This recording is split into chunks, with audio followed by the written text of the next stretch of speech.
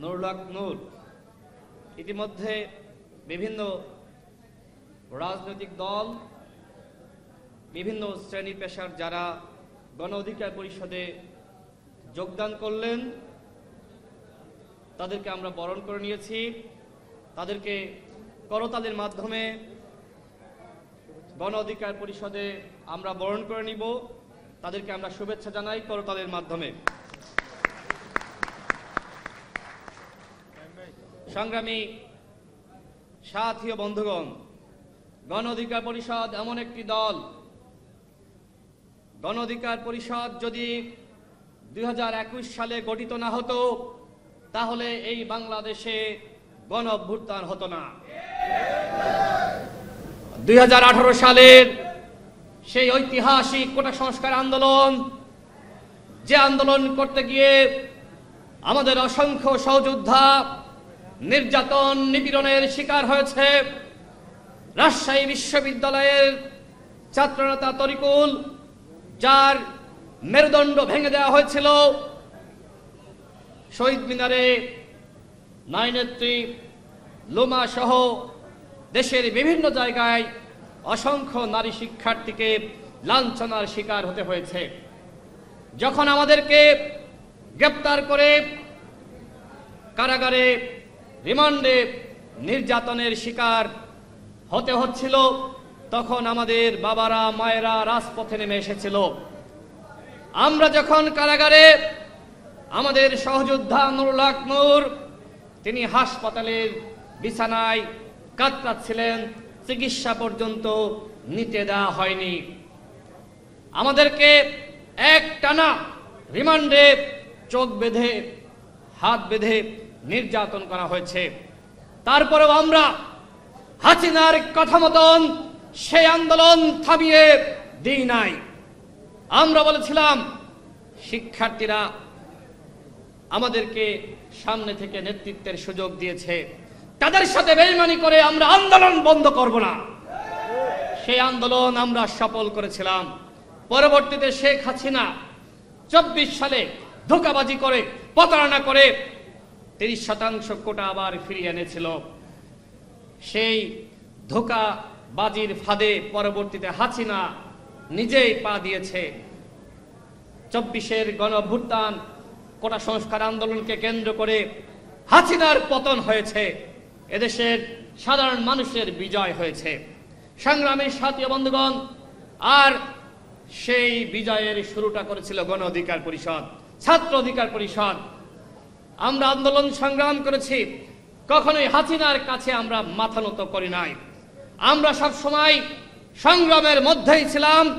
আমরা হাসিনার আমলে যেমনি ভাবে সংগ্রাম করেছি, এখনো পর্যন্ত গণহত্যার বিচার, আওয়ামী লীগকে নিষিদ্ধ করা এবং রাষ্ট্র সংস্কারের দাবিতে সংগ্রাম চালিয়ে যাচ্ছে। এই সংগ্রাম করতে গিয়ে এখনো পর্যন্ত নানান হুমকি ধামকি, নির্যাতন নিপীড়নের শিকার হতে হচ্ছে। এই যে সরকার, অন্তর্বর্তীকালীন সরকার, এই সরকার আমাদের গণ অভ্যুত্থানের সরকার।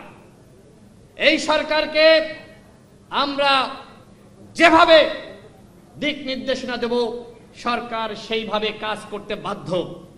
কিন্তু আজকে কি হচ্ছে? এই সরকার আজকে জনগণের বিরুদ্ধে গিয়ে তারা এমন একটি নারী কমিশন গঠন করলো, যে নারী কমিশন প্রস্তাবনা দিল সেটি আমাদের ধর্মের সাথে সাংঘর্ষিক। আজকে হেফাজতে ইসলাম তারা প্রতিবাদ জানিয়েছে, সমাবেশ করেছে। আমরাও ইতিপূর্বে প্রতিবাদ জানিয়েছি। আজকে এই অনুষ্ঠান থেকে সরকারকে হুঁশিয়ারি উচ্চারণ করে বলছে, আগামী 7 দিনের মধ্যে এই নারী কমিশন বাতিল করতে হবে। বাংলাদেশের জনগণ ধর্মের সাথে ছিনিমিনি খেলবে, ধর্মের সাথে সাংঘর্ষিক কোন প্রস্তাবনা মেনে নিবে না।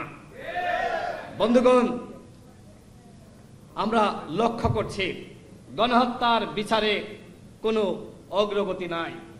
একটা ট্রাইব্যুনাল গঠিত হয়েছে। যদি এই একটা ট্রাইব্যুনালের মাধ্যমে আওয়ামী লীগের অপরাধীদের বিচার করতে 10 বছর লাগে, তাহলে আপনারাই বলেন, যদি 10টা ট্রাইব্যুনাল গঠিত হয় বিচার করতে কয় বছর লাগবে? 1 বছর লাগবে। কিন্তু এই বিচারের দিকে সরকারের মনোযোগ নাই। সরকার এখন করিডর করিডর খেলায় মগ্ন হয়ে পড়েছে। একটু আগেই সংবাদ দেখলাম, সরকারের প্রেস সচিব, যাকে বলা হয় সরকারের মুখপাত্র, তিনি বলছেন জাতিসংঘ যদি প্রস্তাব দেয় সেক্ষেত্রে সেই প্রস্তাব আমরা গ্রহণ করব। আমাদের স্পষ্ট ঘোষণা, বাংলাদেশের বুকের উপর দিয়ে কোনো করিডর যাবে না। এর জন্য যদি রক্তের বন্যা বয়ে যায়, আবারও আন্দোলন করতে হয়, এই সরকারের বিরুদ্ধে আমরা আন্দোলন করব। আমরা এই গণঅভ্যুত্থান করেছি দেশের স্বাধীনতা সার্বভৌমত্ব বিকিয়ে দেওয়ার জন্য নয়। এর আগে আমরা ভারতের দালালি দেখেছি, এখন আমরা পশ্চিমা বিশ্বের দালালি লক্ষ্য করছি। আমাদের কথা ক্লিয়ার, ভারতের দালালি চলবে না, চীনের দালালি চলবে না, মার্কিনীদের দালালি চলবে না, পৃথিবীর কোন রাষ্ট্রের দালালি চলবে না। আমরা একটি স্বাধীন জাতি, মেরুদণ্ড সোজা করে আমরা আমাদের নীতিতে চলব। রাজনীতিবিদরা দালালি করবে জনগণের।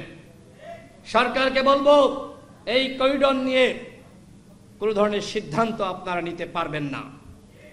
রাজনৈতিক দলগুলোর সাথে আলোচনা না করে, দেশের জনগণের সাথে আলোচনা না করে কিসের করিডর? যুদ্ধ চান?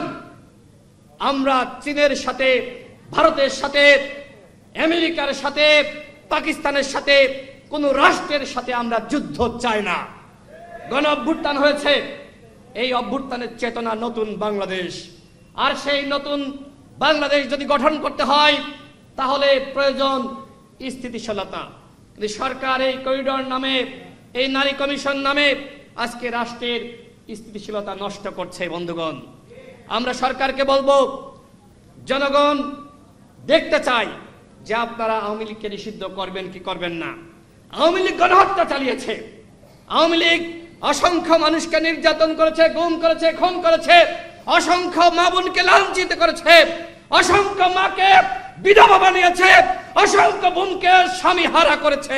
এই আওয়ামী লীগ কি বাংলার মাটিতে রাজনীতি করতে পারে? কোনোভাবেই পারে না। সুতরাং প্রধান উপদেষ্টা যেটি বলেছেন, আগামী নির্বাচনে আওয়ামী লীগ অংশ নিবে কি নিবে না সেটি আওয়ামী লীগের দলীয় সিদ্ধান্ত। প্রধান উপদেষ্টার এই বক্তব্য আমরা প্রত্যাখ্যান করছি। তাকে স্পষ্টভাবে বলতে চাই, আগামী নির্বাচন কেন, বাংলার মাটিতে আর কোন নির্বাচনে আওয়ামী লীগ অংশ নিতে পারবে না। আওয়ামী লীগের অধ্যায় শেষ হয়ে গেছে। আওয়ামী লীগ আর কোনোভাবেই বাংলাদেশে ফিরে আসতে পারবে না।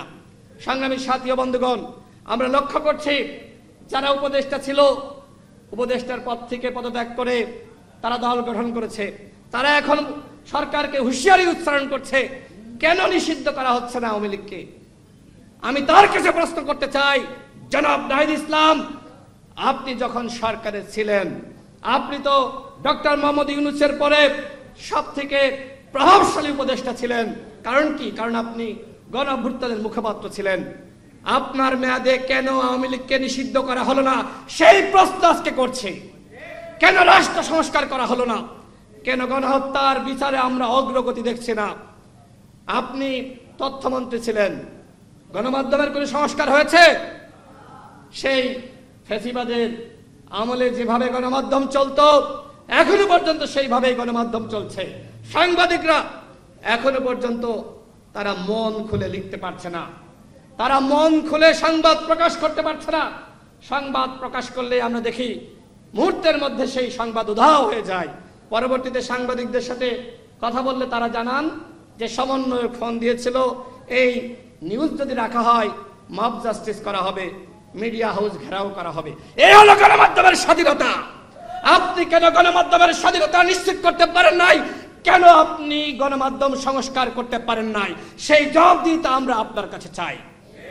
রাষ্ট্র সংস্কার করবেন, ভালো কথা, আমরা কি চাই না? এই যে আজকে নেতৃবৃন্দ যোগদান করেছে, কেন? কারণ এই গণ অধিকার পরিষদ আপসহীন সংগঠনের নাম। এই গণ অধিকার পরিষদকে 24-এর দামি নির্বাচনে অফার দেওয়া হয়েছিল, তোমাদেরকে আসন ছেড়ে দেওয়া হবে।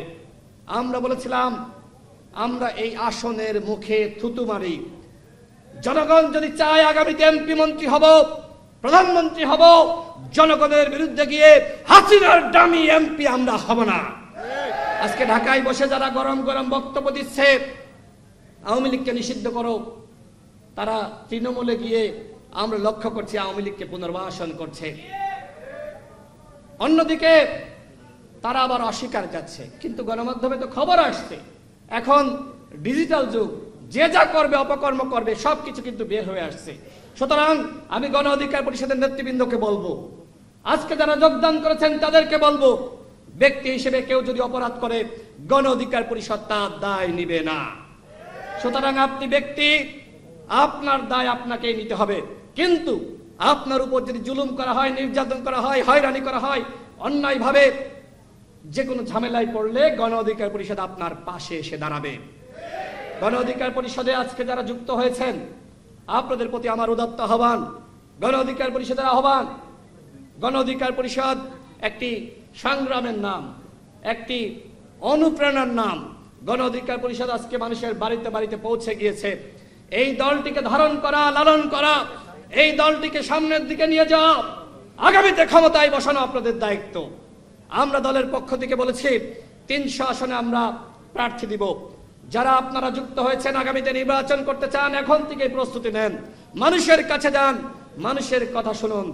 সর্বশেষ বলবো বন্ধুগণ, আমরা সরকারকে আমরা সময় দিয়েছিলাম, কিন্তু সরকার কি করলো? তারা জনগণের বিরুদ্ধে গিয়ে একের পর এক সিদ্ধান্ত নিচ্ছে। এই কারণে আমাদের কথা হলো, গণহত্যার বিচার করেন দ্রুত সময়ের মধ্যে, 10টি ট্রাইব্যুনাল গঠন করেন। গণহত্যার বিচার করতে গেলে অবশ্যই দ্রুত সময়ের মধ্যে করতে হবে। কারণ কি? কারণ যখন বিচারের প্রক্রিয়া ধীরগতি হয়ে যায় তখন আর বিচার হয় এটি মানুষ বিশ্বাস করে না। হাসিনা ভারতে পালিয়ে গেছে, ভারত থেকে ফিরে এনে ফাঁসিতে তাকে ঝোলানোর ব্যবস্থা করেন। আওয়ামী লীগের যারা পালিয়ে গেছে এদের প্রত্যেককে ফিরিয়ে আনতে হবে। আমরা গণহত্যার বিচার চাই, একই সাথে ঐক্যমতের ভিত্তিতে আমরা রাষ্ট্র সংস্কার চাই।